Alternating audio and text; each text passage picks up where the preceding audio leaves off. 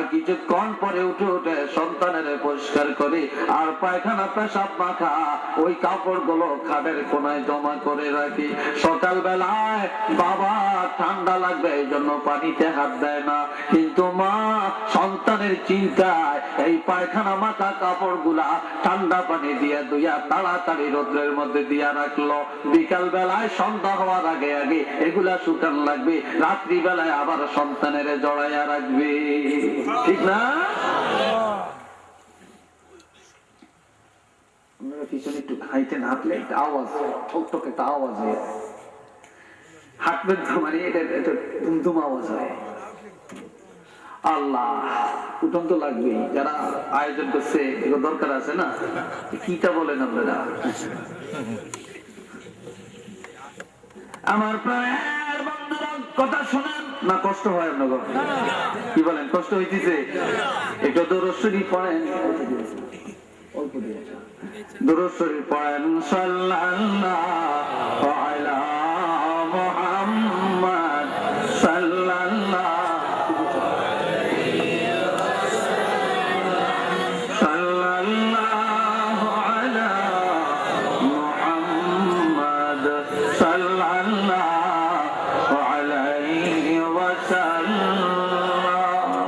আলহামদুলিল্লাহ। কোন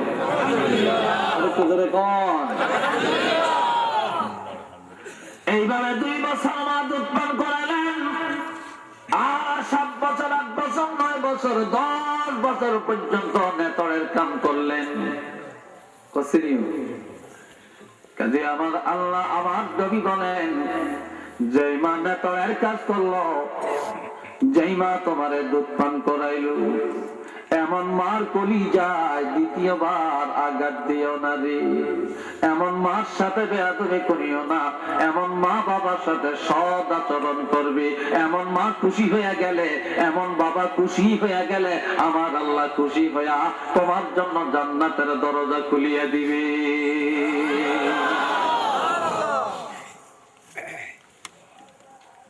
এই জন্য আমার আল্লাহ বলেন, ওয়ালা তানহারহুমা, এরে মা বাবার সাথে সন্তানেরা কোনদিন ধমক দিয়া কথা বলিও না, জিকির দিয়া কথা বলিও না, চোখ রাঙায়া কথা বলিও না, মেজাজ দেখাইয়া কথা বলিও না। আর তোমার এমন দুঃখের কথা প্রকাশ করিও না যেই দুঃখের কথা শুনলে তারাও দুঃখ পাবে। যেমন আপনি ঢাকা থেকে আসছেন ঈদের সময়, একটা উদাহরণ, ঢাকা থেকে আসছেন ঈদের সময়, গাড়িতে সিট পান না, ঈদের কেনাকাটা করিয়া বাজার সদাই লইয়া কান্দে করে ব্যাগ লইয়া আপনি গাড়িতে উঠছেন, সিট নেই। ঢাকা থেকে আপনি যখন সিলেট আসলেন, গাড়ির হ্যান্ডেলে ধরে দাঁড়াইয়া দাঁড়াইয়া আস্তে আস্তে পাও ব্যথা হয়ে গেল, সিনা ব্যথা হয়ে গেল, ঘাড় ব্যথা হয়ে গেল। ঘরে আসছেন, মা কয়া ডাক দিলেন, মা কয়, বাবা রে তুমি কেমনে আসছো, কষ্ট হইছি?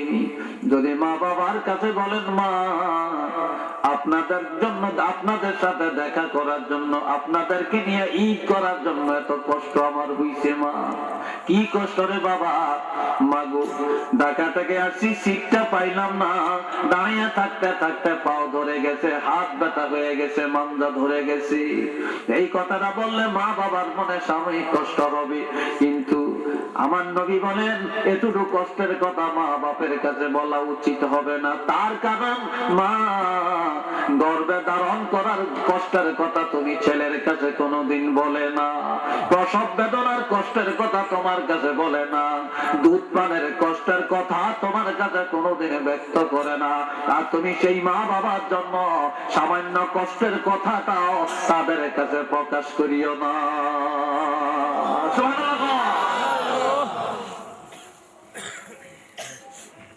ওয়ালা তানহারহুমা, তাদের সাথে ধমক দিয়া কথা বলিও না। ওয়া কুল লাহুমা কাওলান কারীমা, তাদের সাথে ভদ্রচিত ভাষায় কথা বলবে, নম্র ভাবে কথা বলবে, শালীনতার সাথে কথা বলবে। ঠান্ডা মেজাজে কথা বলবে, অর্থাৎ সম্মান দিয়া কথা বলবে। কি দিয়া? সম্মান দিয়া কথা বলবে। অসম্মানের সাথে কোনো কথা বলবে না। ভদ্রভাবে কথা বলবে, অভদ্রভাবে কথা বলবে না। নরম মেজাজে কথা বলবে, গরম মেজাজে বলবে না। আর কি করবে? ঘরে আসিয়া মা কই আগে ডাক্তার দিবা, আব্বু কয়া ডাক্তার দিবা, মা বাবার কলিজাটা বড় হয়ে যাবে। বহু ছেলেরা আছে মারে মা কয় না, বাবারে বাপ ডাকে না। শ্বশুর শাশুড়িরে বড় মজা কইরা ডাকে, আবার মুখ বোলা মহিলারে মা ডাকে, মুখ বোলা মানুষের বাপ ডাকে। বন্ধুরা আমার, নিজের মার খবর নেয় না। দেখা যায় স্বার্থ হাসিলের জন্য আরেকজনের জন্য কমলা নেয়, আপেল নেয়। তারপরে বন্ধুর মার জন্য কাপড় নিয়ে যায়। ঈদের সময় মার জন্য একটা কাপড় কিনে না, মাকে একটু আঙ্গুরও খাওয়ায় না। আপনি যদি বাজারে গেলেন, বাজারে 1000 টাকার বাজার করলেন, 1000 টাকা নিয়ে বাজার করতে গেলেন, 900 টাকার বাজার করলেন। এখন হাত দিয়ে দেখেন পকেটে 100 টাকা এখনো আছে। আপনি যদি বলেন আমার বুড়া মা বাবার জন্য আমি 100 গ্রাম আঙ্গুর নিয়ে যাই, আধা কেজি আঙ্গুর নিয়ে যাই, আপনি বাড়িতে যে আঙ্গুরটা যদি পানির মধ্যে ধুইয়া বুড়া মা বাবার কাছে যদি বলেন মা ছোটকালে কত না টিপিয়ে টিপিয়া খাওয়াইছেন গো মা, এই মা বাজার করি 100 টাকা বাঁচছি, এই টাকা দিয়া আধা কেজি আঙ্গুর কিনলাম, মা আমি একটু মুখে দিই, আপনারা খান দেখি কেমন লাগে। বাবা গো আমি মুখে দিলাম, খান। আমার নবী বলেন এইভাবে তুমি তোমার মা বাবার মুখে একটা আঙ্গুরের বোটা মুখে দেওয়ার সঙ্গে সঙ্গে আল্লাহ পাক তোমার জিন্দেগির গুনাহ মাফ করিয়া দিবে।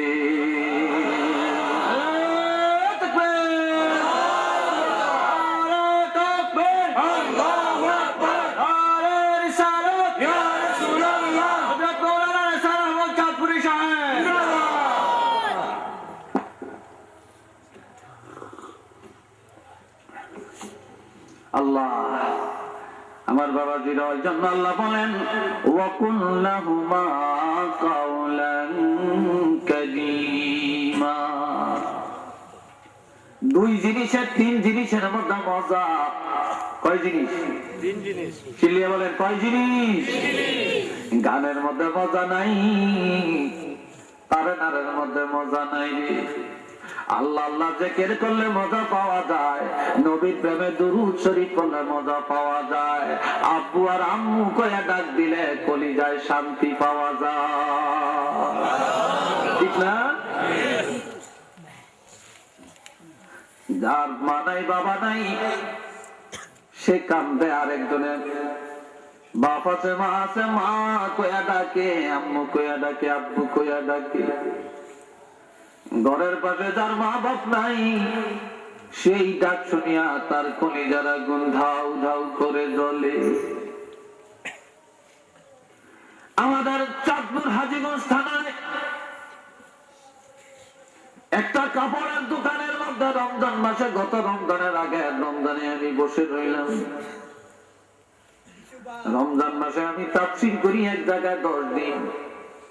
আমি ওই প্রোগ্রামে যাওয়ার কালে একটা কাপড়ের দোকানে বসলাম। একটা লোক তার মার জন্য একটা শাড়ি কাপড় কিনছে, বাবার জন্য একটা লুঙ্গি কিনছে, একটা গেঞ্জি কিনছে। এই ওনার বয়সের মতো বা ওনার বয়সের মতো একটা যুবক 35-40 বছর বয়সী, সেটা দেখিয়া পাশা দাঁড়াইয়া চোখের পানি পালাইয়া পালাইয়া বিনাইয়া বিনাইয়া কান্দে। জিজ্ঞাসা করি বাইরে তুমি কাঁদো কেন? হুজুর আমি কেন কাঁদি এই কথা জিজ্ঞাসা করলো, আমার কলিজার আগুন জ্বলে উঠে। বলো না তুমি কেন কাঁদো? হুজুর আমি আমার বাবার একমাত্র ছেলে, বাবা মা বড় গরিব, এক টুকরা জমিন আমার বাবার ছিল, ওই এক টুকরা জায়গা বিক্রি করিয়া 2 লাখ টাকা খরচ করে আমাকে সৌদি আরব পাঠাইছে। আমি সৌদি আরবে যাই 4টা বছর আমি ছিলাম। এই 4 বছরের মধ্যে আল্লাহ আমাকে লক্ষ লক্ষ টাকার মালিক বানাইছে, বা কয়েক লক্ষ টাকা আমার হাতে আছে। কিন্তু আমার কপাল এত খারাপ, আমি এই 4 বছরের মধ্যে আমার মারেও হারাইলাম, বাবাকেও হারাইলাম। বাড়ি এসে মাও পাই না, বাবাও পাই না। যখন আমার পকেটে টাকা ছিল না, কিছু কিনে দিতে পারি না, মনের মতো একটা পোশাক কিনে দিতে পারি না, শীতকালে ভালো একটা চাদর গায়ে দেয়াইতে পারি না, একটা জাম্পার কিনে দিতে পারি না, 1 তোলা আঙ্গুর খাওয়ানোর ক্ষমতা আমার ছিল না। তখন আমার মা বাপ ছিল। আর এখন আমার টাকার অভাব নাই, যেমনে চাইছে তেমনি মা বাপের চাহিদা পুরা করতে পারতাম। আমি এত বদনসিব হয়ে গেলাম, আমি বাড়ি এসে আমার মাও পাই না, বাপও পাই না।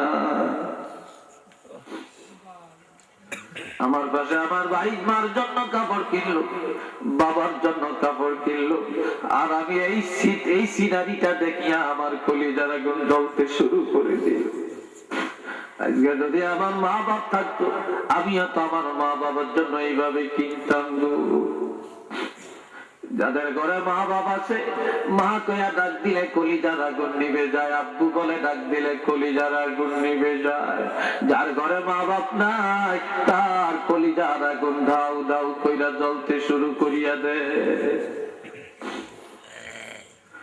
এই জন্য আমার আল্লাহ বলেন, ওয়াকুল লাহুমা কাওলান কারীমা। মা বাবার সাথে বেয়াদবি করিও না, মা বাবার সাথে সদাচরণ করো, সৎভাবে কথা বলো, ভদ্রভাবে কথা বলো, ইজ্জত দিয়া কথা বলো, চিল্লিয়া বলুন না সুবহানাল্লাহ।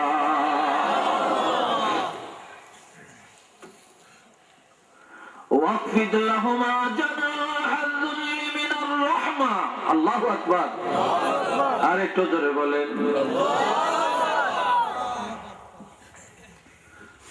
মুরগি যখন ডিম থেকে বাচ্চা ফুটায়, তখন মুরগির বাচ্চা গুলা মায়ের পিছে পিছে যায়। মা প্রথম প্রশিক্ষণটা দেয় শত্রু থেকে আক্রমণ, শত্রুর আক্রমণ থেকে রক্ষা পাওয়ার প্রশিক্ষণটা আগে দেয়, ঠিক না? যখন দেখে একটা কাক অথবা একটা সিল অথবা কোন একটা বাজ পাখি আসিয়া বাচ্চাকে সৌ মেরে নিয়ে যাবে, মাটার পায়া আস্তে তার ডানা দুইটা এভাবে প্রশস্ত করে দেয়। মুরগির বাচ্চা তো প্রশিক্ষণ প্রাপ্ত, তারা বুঝে কোন বিপদ সংকেত, এই জন্য মা বা পাখা মেলে দিছে। তখন সবগুলা বাচ্চা দৌড়াইয়া যাইয়া মার পাখার নিচে ঢুকে যায়। মা পাখাটা বুঝাইয়া সুন্দর করে বাচ্চাগুলাকে পাখনার নিচে রাইখা বসে থাকি। কোন কারণে কাক যদি একটা বাচ্চা নিয়ে যায়, মা এক ধরে পানিতে পড়ে, আর এক ধরে গাছের মধ্যে উঠে, আর এক ধরে দৌড়াদৌড়ি পাগলিনীর মতো করে। জবাদার মা বাপ যখন বুড়া হয়ে যাবে, তখন তোমরা এইভাবে তোমাদের দয়ার ডানা তাদের জন্য মিলে দিবে, দয়ার হাত তাদের প্রতি বাড়াবে, আর তোমাদের দয়ার হাত দিয়া তোমাদের মা বাবাকে তোমরা লালন পালন করবে। কেননা তারা যখন বুড়া হয়ে যাবে, বুড়া হয়ে গেলে ছোট বাচ্চার মতো হয়ে যাবে, তখন মা বাবার সেবা যেইভাবে করা সেইভাবে করবে। মা বাবাকে তোমার দয়ার নজর দিয়া, দয়ার ডানা দিয়া তাদেরকে রক্ষা করিয়া রাখবে।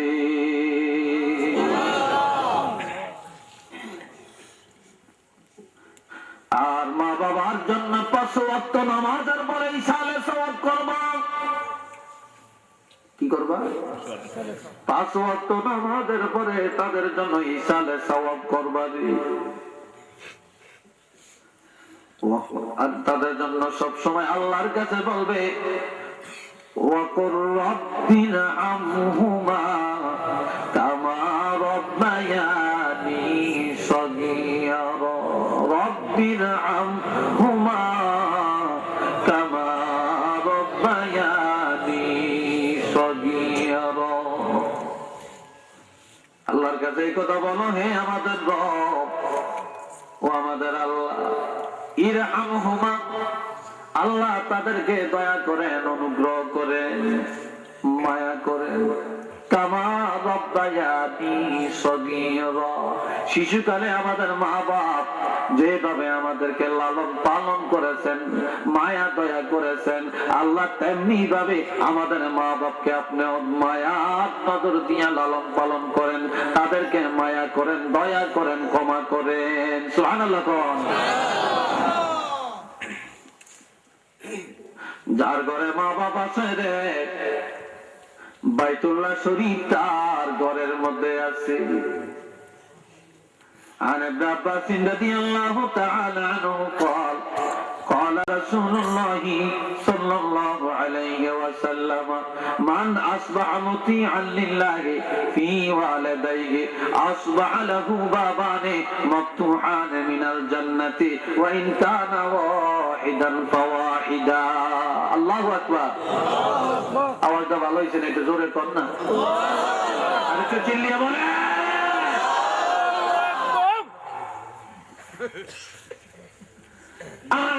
বলেন যে সন্তান মা বাপ বুড়া হয়ে গেলে রে, আল্লাহর সন্তুষ্টি অর্জনের জন্য মা বাপের খেদমতের মধ্যে সারা রাত কাটাইয়া দেয়। যে সন্তান মা বাবা যে খুশির জন্য বা যে মা বাপ সন্তানের উপরে রাজি খুশি হইয়া রাতটা কাটাইয়া দেয়, সকাল হওয়ার সাথে সাথে আবার সন্তানের উপরে রাজি খুশি থাকিয়া ঘুম থেকে জাগি, ঘুম থেকে জাগার সাথে সাথে আল্লাহ ওই সন্তানের জন্য দুইটা জান্নাতের দরজা খুলে দেয়। যদি দুইজনের একজন রাজি থাকেন, একটা জান্নাতের দরজা আল্লাহ খুলে দেন।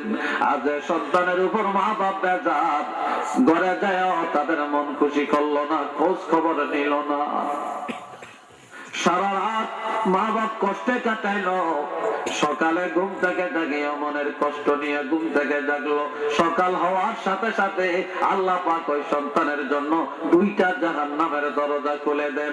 যদি মা বাপ দুইজনের একজন নারাজ থাকেন, একটা জাহান্নামের দরজা আল্লাহ খুলে দেন। এক ব্যক্তি বলে, ইয়া রাসূলুল্লাহ, মা বাপ যদি জুলুম করে, এই অবস্থায় সন্তান জুলুম করলে গুনাহ হবে কিনা? আল্লাহ হাবিব বলেন, মা বাপ জুলুম করলো, মা বাপ জুলুম করলো, মা বাপ জুলুম করলো, সন্তান মা বাবার সাথে জুলুম করতে পারবে না। সুবহানাল্লাহ।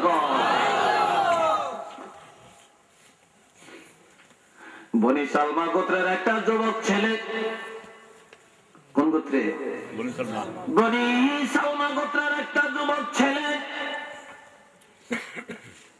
এই যুবকটা কাঁদতে কাঁদতে আল্লাহর হাবিবের দরবারে আসছেন। কি তো হয়েছে? এই জায়গাতে 3-4 একসাথে উঠলো, কেমন দেখে জায়গাটা বলে? এরা মনে হয় এক গ্রুপ নাকি, এক দেশের এক গ্রুপ, একজনে গেলে পুরো গ্রুপ যাইতে ভয় পাইব না? তাহলে মনে হয় ফতেঘাটে ভয় আছে, আমগর ভয় নাই।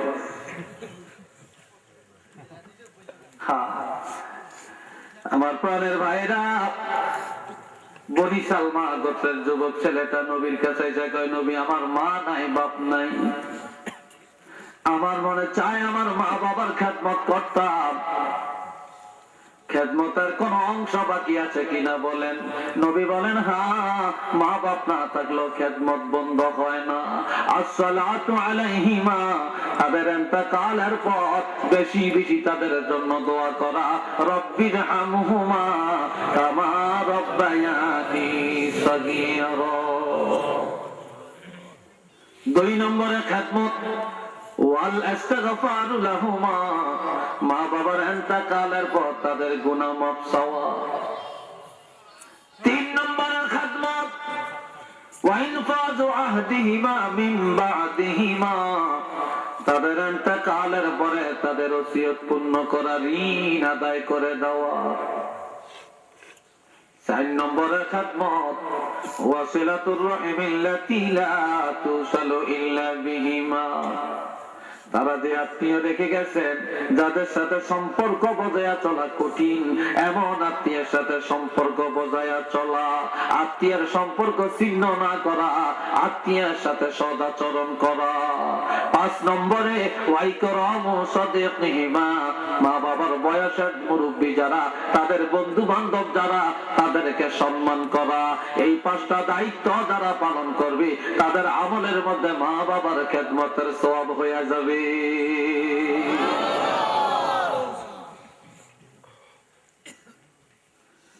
একজন যুবক নবীর কাছে যেমন ইয়া রাসূলুল্লাহ ইন্নী আসাবতু যামবান আযীমা, নবী গো আমি বিশাল অন্যায় করেছি, ক্ষমার জন্য কোন তওবা আছে কিনা? নবী বলেন ওয়াহাল্লাকা মিন আবি, তোমার বাপ আসেনি? ক্বালা লা, যুবক বলে না আমার বাপ নাই। ওয়াহাল্লাকা মিন উম্মিন, তোমার মা আছেনি?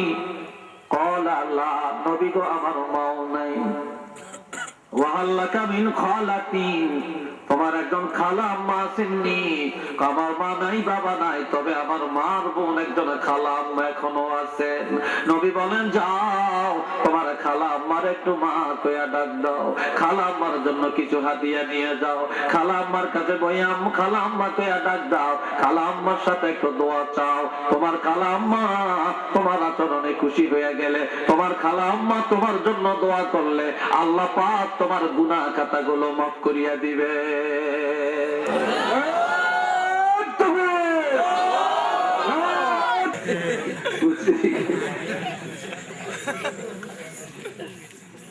মজা করলাম, রাগ করেন না তো? হ্যাঁ আলহামদুলিল্লাহ। তারপর তকবীর দিয়েন, তকবীর বন্ধ করিয়ে দেব। আলহামদুলিল্লাহ কোন মা বাবার খেদমত করতে রাজি আছেন? জোরে কোন রাজি আছেন? মা বাবার সেবা করতে রাজি আছেন? দুনিয়ার সব কিছুর ভাগ আছে, মা বাপ নিয়ে কোনো ভাগ, জোরে বলেন কি নাই? ভাগ নাই। মা বাপ কবরে যাওয়ার পর প্রত্যেক রবিবার দিবাগত রাত আর প্রত্যেক বৃহস্পতিবার দিবাগত রাত্রি মা বাবার রুহু, আত্মীয় স্বজনের রুহু গুলা বাড়িতে আসি। বাড়িতে আসি আমাকে ছেলেরা মেয়েরা কি করে? তারা আল্লাহর হুকুম মানে কিনা, মা বাবার কথা স্মরণ করে কিনা, তারা ঘুরে ঘুরে দেখে। মিশকাত শরীফের মধ্যে হাদিসটা আছে, তখন তারা ঘরের দরজায় দাঁড়িয়ে দাঁড়িয়ে কান্দেন আর বলেন আয় কেউ তু তামাঙ্গার গাছটাই আজমানে মান ইজামা জাফাল সুদি আজ আলেমান। ছেলেরা রে, এই যে ঘরের মধ্যে থাকো, এত হাই ফাই একটা বিল্ডিং, এটা তুমি করো না, আমি করছি। আমার ঘর তোমারে দিয়ে গেলাম, আমার ঘর, আমার বাড়ি, আমার দালান, আমার বাগান, আমার পুকুর, আমার জমিন সব ভোগ করো। আর তুমি আর জমিনে রঙের বাজার জড়ে দিছ। আমরা তোমার মা বাবার কিছুর মালিক বানিয়া খালি কবরে গেলাম রে। আমাদের কথাও বলিয়া গেলা, আল্লাহ কে বলিয়া গেলা, এত নিষ্ঠুর এত তাড়াতাড়ি কেমনে হইয়া গেলা। আবার কবরের পাড়ি দিয়া যখন যায়, মা ছায়া তাকে ছেলে যাইতেছে, বাবা নজর দিয়া রাখে ছেলে যাইতেছে। তখন কবরের পাড়ে দিয়া গেলে মা বাপ ডাকিয়া ডাকিয়া বলে ছেলে রে, ও ছেলে যাইস না রে, আয় আমার কবরের পাড়ে একটু দাঁড়া। আল্লামা রবি বলেন আয়কে বড় মানে মি রবিদা মানকুশা আসরে ইখলাস ওয়াল হামদ বেখা। ছেলে রে, তুই আমার বড় ছেলে না ছোট ছেলে না মেজু ছেলে, রেখে যাও আমার কবরের পাড়ে দিয়া, তোমরা দেখো না আমরা তো দেখি। ছেলে যাও না, তোমার কাছে টাকা পয়সা চাই না, ঘর বাড়ি টাকা দালান কোটা চাই না রে। ছেলেরে চাই তোমার কাছে আমার দাবি, কবরের পাড়ে দাঁড়িয়ে শোনো, জাহান্নামের আগুন দাউ দাউ করে জ্বলে সইতে পারি না। ছেলেরা তোমাদের কাছে আবদার, কবরের পাড়ে দাঁড়াইয়া দাঁড়াইয়া আল্লাহর কোরআন শরীফ থেকে সূরা ফাতিহা পড়িয়া আর সূরা ইখলাস পড়িয়া আমাদের জন্য একটু দুইটা হাত আল্লাহর দরবারে বাড়াইয়া নাজাতের ব্যবস্থাটা করিয়া যাও।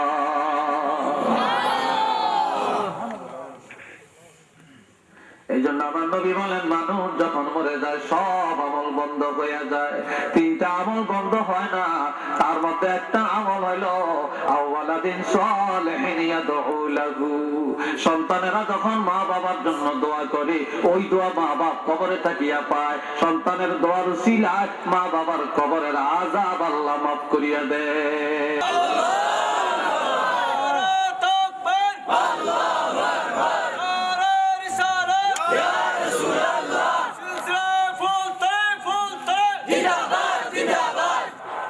আল্লাহ কবুল করেন, সবাই বলেন আমিন। আরো জোরে বলেন আমিন।